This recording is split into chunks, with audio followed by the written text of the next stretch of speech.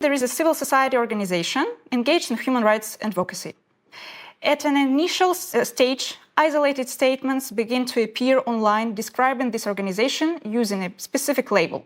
For example, portraying it as a cult or extremist, foreign-controlled, or anti-national. At this point, such statements may still fall within the protected expression. However, the situation evolves. The same label is repeated and amplified across multiple digital platforms, such as social media, online media outlets, and affiliated commentators, or bloggers, bot firms. The repetition creates familiarity, and this familiarity gradually produces perceived credibility. And importantly, no substantial evidence is introduced. Instead, the label itself becomes the core message. At the next stage, the label becomes normalized. It is no longer presented as an allegation, but as an assumed characteristic. Public discourse begins to shift. References to the organizations are increasingly framed through this label, and alternative description becomes less visible. And this leads to the construction of the distorted public identity of the organization. As a result, tangible consequences begin to emerge. For example, partners and donors withdraw cooperation, public authorities increase scrutiny or impose restrictions, sanctions, individuals associated with this organization face pressure or reputational harm.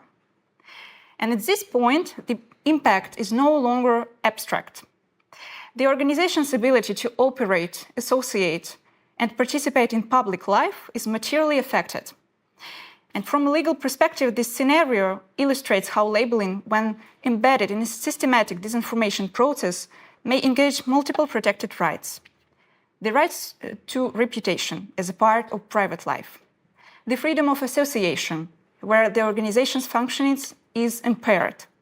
And indirectly, freedom of expression, through the chilling effect on both the organization and other actors who are observing these consequences. Finally, a broader societal effect emerges. Observing the consequences faced by the targeted organization, other actors may begin to avoid similar activities or refrain from expressing certain views out of fear of social, professional, legal, or reputational consequences.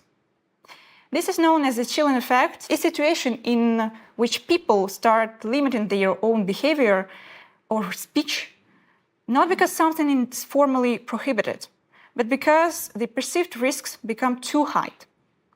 And this example demonstrates that the legal relevance of labeling does not lie in the initial statement, but it's in its role with the cumulative and structured process, capable of producing concrete and measurable interference with human rights.